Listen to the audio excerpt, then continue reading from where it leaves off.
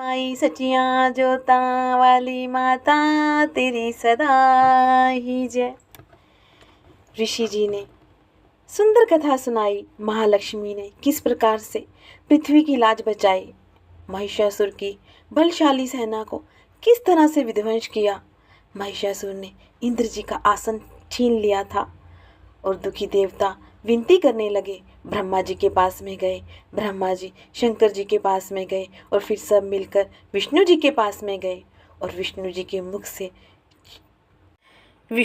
मुख से एक महान तेज प्रकट हुआ और इसी प्रकार ब्रह्मा, शंकर तथा इंद्र आदि देवताओं के शरीर से भी बड़ा भारी तेज निकला। वह सब मिलकर एक हो गया। देवताओं ने देखा, वहां उसकी ज्वालाएं संपूर्ण दिशाओं में व्याप्त हो रही थी। संपूर्ण देवताओं के शरीर से प्रकट हुए उस तेज की कहीं तुलना नहीं की जा सकती थी। एकत्रित होने पर वह एक नारी के रूप में प्रकट होती है और अपने प्रकाश से तीनों लोकों में व्यापक जान पड़ा। और भगवान शंकर का जो तेज था उससे उस देवी का मुख प्रकट हुआ। यमराज के तेज से उसके सिर में बाल निकल आए और श्री विष्णु के तेज से उसकी भुजाएं उत्पन्न हुई। ब्रह्मा के तेज से दोनों स्तनों का और इंद्र के तेज से मध्य भाग का प्रकट हुआ और वरुण के तेज से जांघा, पिंडली तथा पृथ्वी के तेज से नितंब भाग प्रकट हुआ और ब्रह्मा जी के तेज से दोनों चरण और सूर्य के तेज से उनकी उंगलियां हुई। के तेज से नासिका प्रकट हुई और उस देवी के दांत प्रजापति के तेज से और तीनों नेत्र अग्नि के तेज से प्रकट हुए थे और उसकी भौहें संध्या के और कान वायु के तेज से उत्पन्न हुए थे। और इसी प्रकार सभी देवताओं के तेज से उस कल्याणमयी देवी का प्रकट्य हुआ था।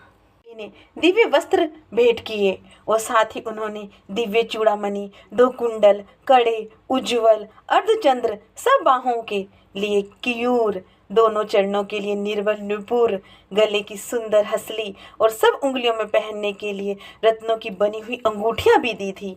और विश्वकर्मा ने उन्हें अत्यंत निर्मल फरसा भेंट दिया और साथ ही अनेक प्रकार के अस्त्र शस्त्र कवच से सुशोभित माँ बड़ी सुंदर लग रही थी।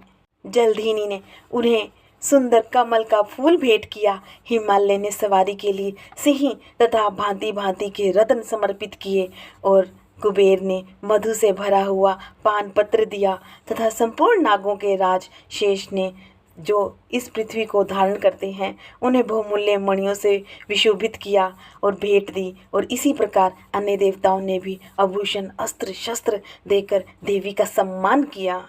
माँ ने गर्जना की, उनके भयंकर नाद से संपूर्ण आकाश गूंज उठा।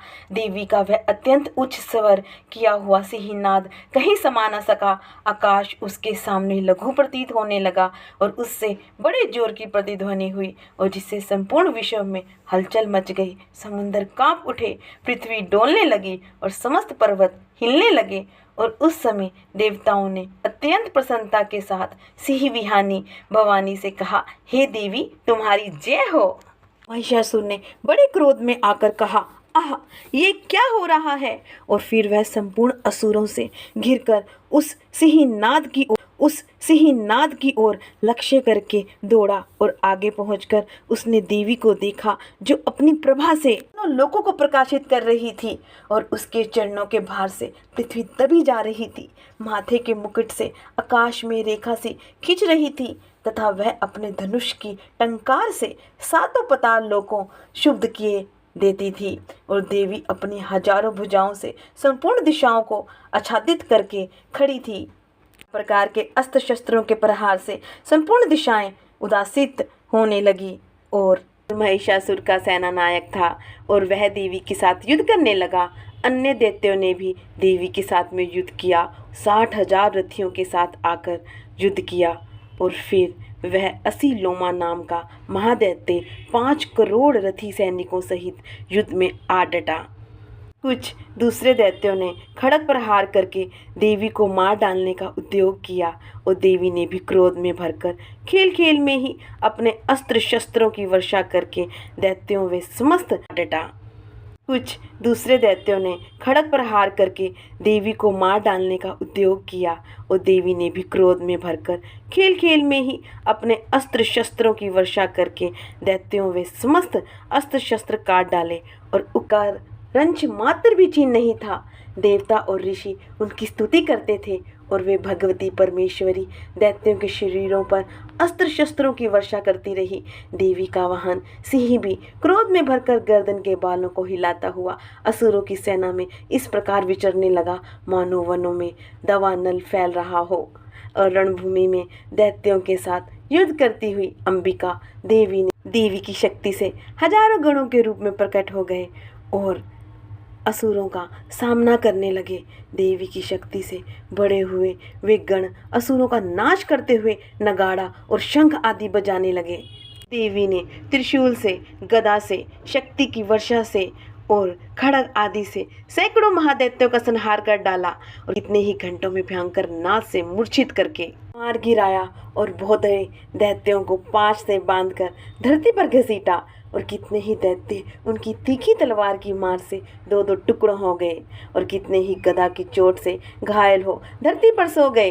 कितने ही मूसल की मार से अत्यंत आहत होकर रक्त वमन करने लगे और कुछ दैत्य शूल से छाती फट जाने के कारण पृथ्वी पर ढेर हो गए। कितनों को ही देवी ने एक बाह, एक पैर, एक नेत्र वाले करके दो टुकड़ों में चीर डाला और कितने ही दैत्य मस्तक कट जाने पर भी गिरकर फिर उठ जाते और केवल धड़ के रूप में ही अच्छे हथियार हाथ में लेकर देवी के साथ युद्ध करने लगे थे। दूसरे कबंध युद्ध के बाजों की लय पर नाचते थे और कितने ही बिना सिर के धड़ हाथों में खड़ग शक्ति ऋषि लिए दौड़ते थे और दूसरे महादैत्य ठहरो ठहरो यह कहते देवी को शुद्ध के लिए ललकारते थे और कितने ही बिना सिर के धड़ हाथों में खड़ग शक्ति ऋषि लिए दौड़ते थे और दूसरे महादैत्य ठहरो ठहरो यह कहते देवी को शुद्ध के लिए ललकारते थे और जहाँ वह घोर संग्राम हुआ था वहाँ की धरती देवी के गिराए हुए रथ, हाथी, घोड़े, असुरों की लाशों से ऐसे फट गई थी कि वहाँ चलना फिरना असंभव हो गया था। दैत्य की सेना में हाथी, घोड़े, असुरों शरीरों से इतनी अधिक मात्रा में रक्तपात हुआ था, थोड़ी ही देर में खून की बड़ी बड़ी नदियाँ बहने लगी। जगदम्बा ने असुरों की विशाल सेना को क्षण भर में नष्ट कर दिया और ठीक उसी तरह जैसे तृण और काठ के भारी ढेर को आग में कुछ ही क्षणों में भस्म कर देती है और वह सिंह की गर्दन के बालों को हिला हिलाकर जोर जोर से गर्जना करता हुआ दैत्य के शरीरों से मानो उनके प्राण चुन लेता था। और वहां देवी के गणों ने भी उन महादैत्यों के साथ ऐसा ही युद्ध किया जिससे आकाश में खड़े हुए देवतागण उन पर बहुत संतुष्ट हुए और फूल बरसाने लगे। और इस प्रकार से दूसरे अध्याय में महामाई ने महिषासुर की सेना का वध किया और दूसरा अध्याय पूरा हुआ। जय माता दी।